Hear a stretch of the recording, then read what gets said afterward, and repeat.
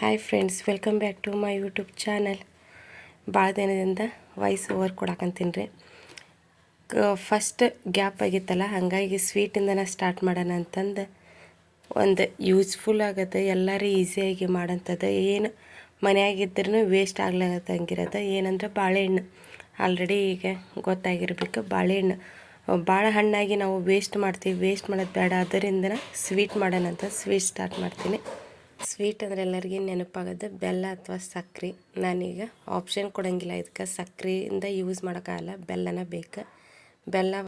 ಬೆಲ್ಲ 1 ಕಪ್ಪು. ಇದಕ್ಕೆ equal measurement, ಯಾವುದೂ ಜಾಸ್ತಿ ಯಾವುದೂ ಕಡಿಮೆ ಇಲ್ಲ. ಯಾಕಂದರೆ ಬಾಳೆಹಣ್ಣು ಆಲ್ರೆಡಿ ಈಗ ಹಣ್ಣಾಗಿದ್ದು, ಪಚ್ಚ ಬಾಳೆಹಣ್ಣು, ಪೂರ ಹಣ್ಣಾಗಿದ್ದು ಬಾಳೆಹಣ್ಣು ಸ್ವೀಟೇ ಇರ್ತೈತಿ. ಹಾಗಾಗಿ ನಾನು ಮೆಜರ್ಮೆಂಟ್ ಎಲ್ಲ ಈಕ್ವಲ್ ಆಗಿ ತೊಗೊಂಡೀನಿ ರೀ. ಈಗ ಇದು ಬೆಲ್ಲಕ್ಕೆ ಸ್ವಲ್ಪ ನೀರು ಹಾಕ್ಕೊಂಡು ಬೆಲ್ಲ ಕರಗಷ್ಟು ಅಥವಾ ಬೆಲ್ಲ ಮುಣಗಷ್ಟು ಇನ್ನೂ ಸ್ವಲ್ಪ ಸಣ್ಣಗೆ ಜಜ್ಕೋಬೇಕಾಗಿತ್ತು.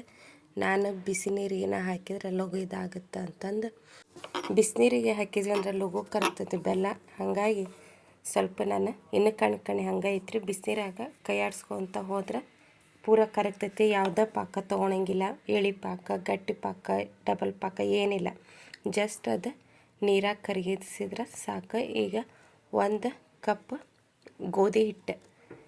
ನೋಡಿರಿ ಎಷ್ಟು ಈಸಿ ರೆಸಿಪಿ ಅನಿಸುತ್ತಲ್ಲ, ಆರಾಮಾಗಿ ಮಾಡ್ಬೋದು. ಬಾಳೆಹಣ್ಣಿಗೆ ಎಲ್ಲರ ಮನೆಯಾಗೂ ವೇಸ್ಟ್ ಮಾಡ್ತೀವಿ, ಇನ್ನು ವೇಸ್ಟ್ ಮಾಡಲಾರ್ದ ಎಲ್ಲರ ಮನೆಯಾಗೇ ಇದನ್ನು ಮಾಡಿರಿ. ಮಕ್ಕಳಿಗೆ, ದೊಡ್ಡವ್ರಿಗೆ, ನಮ್ಗೆ ಎಲ್ಲರಿಗೂ ಇಷ್ಟ ಆಗುತ್ತೆ. ಮತ್ತು ನಾವು 2-3 ದಿನ ಆರಾಮಾಗಿ ಸ್ಟೋರ್ ಮಾಡ್ಬೋದು, ಕೆಡಂಗಿಲ್ಲ. ನಾ ಮಾಡಿ ಹೊರಗೆ ಅದನ್ನು ಇಟ್ಟು ಇದನ್ನು ಮಾಡಾಕಂತೀನಿ. ಸ್ವಲ್ಪ ಈಗ ಫ್ರಿಜ್ನಾಗ ಇಡ್ಬೇಕಂತಂದೇನಿಲ್ಲ, ಹೊರಗೇ ಇಟ್ಟು ಸ್ಟೋರ್ ಮಾಡಿ ತಿನ್ಬೋದು. ಯಾವುದೇ ಥರ ಹುಳಿ ಆಯ್ತು ಏನಾಗಲ್ಲ. ಈಗ ರವೆ ಹಾಕಕ್ಕಂತೀನಿ ರೀ. ಗೋಧಿ ಹಿಟ್ಟು 1 ಕಪ್, ಅದ್ರಾಗ 1-2 ಸ್ಪೂನಷ್ಟು ಚಿರೋಟಿ ರವೆ ತೊಗೊಂಡಿನಿ. ಅದನ್ನ ತುಪ್ಪದಾಗ ಹುರಿಬೇಕು.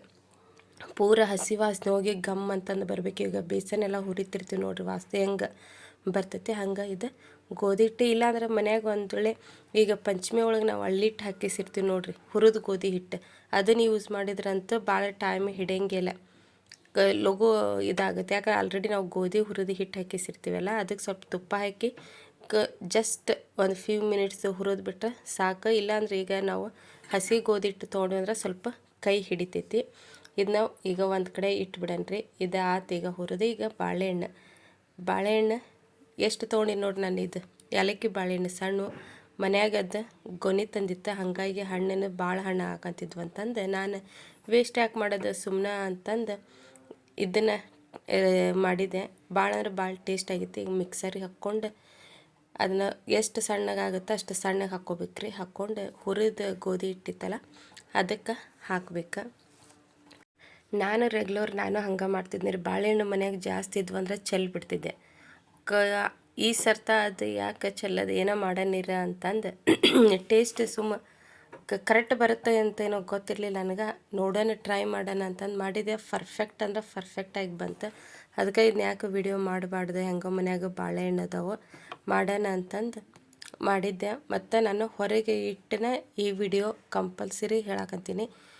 ಈಗ ನೋಡ್ರಿ, ಅದು ಬೆಲ್ಲ ಕರಗಿಸಿದ್ದಿತ್ತಲ್ಲ ಅದನ್ನು ಇದು ಹಿಟ್ಟಿಗೆ ಹಾಕ್ಕೋಬೇಕು. ಈಗ ಎಷ್ಟು ಹಿಡಿತೈತೆ ಅಷ್ಟು ಮೆಜರ್ಮೆಂಟ್ ಅಂತ ಕರೆಕ್ಟಾಗಿ ತೊಗೊಂಡುತ್ತೆ, ಹಾಗೇನೆ ಹೆಚ್ಚು ಕಡಿಮೆ ಆಗಂಗಿಲ್ಲ. ಟೇಸ್ಟ್ ಅಂತ ಪರ್ಫೆಕ್ಟಾಗಿ ಆಗುತ್ತೆ. ನೀವು ಮಾಡಿ ನೋಡಿ ಕಮೆಂಟ್ಸ್ನಾಗ ಹೇಳ್ರಿ. ಇನ್ನೂ ಯಾರೆಲ್ಲ ಸಬ್ಸ್ಕ್ರೈಬ್ ಮಾಡಿಲ್ಲ ಹಂಗೆ ನೋಡಕಂತೀರಿ, ನೋಡ್ಬೇಕಾದ್ರೆ ಸಬ್ಸ್ಕ್ರೈಬ್ ಮಾಡ್ಕೊಂಡು ನೋಡಿರಿ. ಲೈಕ್ ಕಮೆಂಟ್ಸ್ ಮಾಡೋದು ಮರಿಬೇಡ್ರಿ. ಈಗ ನೋಡಿರಿ, ಅದು ಹಿಟ್ಟಿಗೆ ಆ ಬೆಲ್ಲಕ್ಕೆ ಪರ್ಫೆಕ್ಟಾಗಿ ಆಯ್ತು. ಯಾವುದೋ ಹೆಚ್ಚು ಕಡಿಮೆ ಆಗಲೇ ಇಲ್ಲ. ಯಾವುದು ಕಡಿಮೆ ಯಾವುದಿಲ್ಲ, ಅಳತೆ ಕರೆಕ್ಟಾಗಿ ತೊಗೋರಿ. ಇಲ್ಲ ಅಂದರೆ ನಿಮ್ಗೆ ಅಜ್ಮಾಸ್ ಮಾಡೋದಾಗುತ್ತೆ, ಅಜ್ಮಾಸ್ ಮಾಡಿರಿ. ಯಾವುದು ಮಿಕ್ಕಿದ್ರೆ ಯಾವುದು ವೇಸ್ಟ್ ಆಗಂಗಿಲ್ಲ. ಇದ್ರಾಗ ಬೆಲ್ಲದ ನೀರು ಮಿಕ್ತಂದ್ರೆ ಅದೇನು ಅಡುಗೆಗೆ ಯೂಸ್ ಮಾಡ್ಕೋಬೋದು ನಾವು. ಮತ್ತು ಕಡಿಮೆ ಬೀಳಲಾರ್ದಂಗೆ ಮಾಡ್ಕೊರಿ ಅಷ್ಟೇ. ಜಾಸ್ತಿ ಆದರೆ ಏನಾದರೂ ಮಾಡ್ಬೋದು, ಕಡಿಮೆ ಬಿತ್ತಂದ್ರೆ ಹಿಟ್ಟಿಟ್ಟಾಗುತ್ತೆ. ಹಾಗಾಗಿ ಸ್ವಲ್ಪ ಕರೆಕ್ಟ್ ಮೆಜರ್ಮೆಂಟ್ ತೊಗೊಂಡ್ರೆ ಬೆಸ್ಟ್.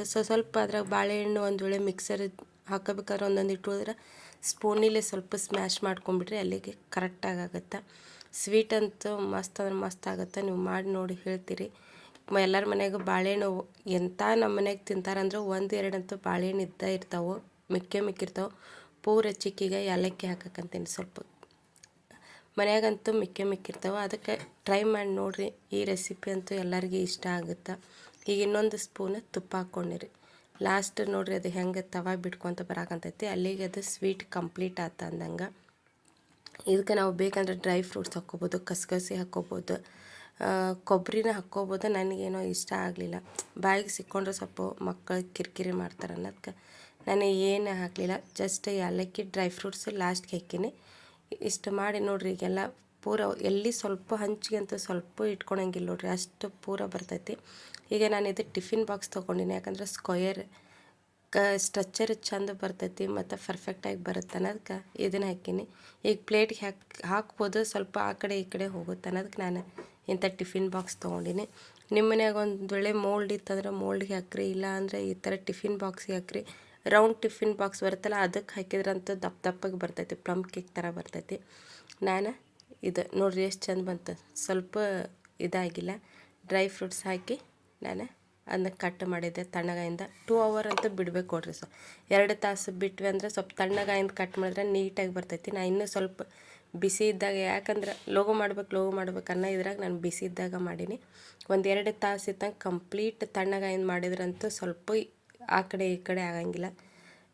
ಈ ವಿಡಿಯೋ ಎಲ್ಲರಿಗೂ ಇಷ್ಟ ಆಗೈತಿ ಅನ್ಕೊತೀನಿ. ಟೇಸ್ಟ್ ಅಂತೂ ಸೂಪರಾಗಿ ಬಂದೈತಿ. ನೀವು ಮಾಡಿ ನೋಡಿ ಕಮೆಂಟ್ಸ್ನಾಗ ಹೇಳ್ರಿ. ಹಿಂಗೆ ಸಬ್ಸ್ಕ್ರೈಬ್ ಮಾಡ್ಕೊತ ಹೋಗ್ರಿ ಫ್ರೆಂಡ್ಸ್, ಸಪೋರ್ಟ್ ಮಾಡಿರಿ. Bye friends.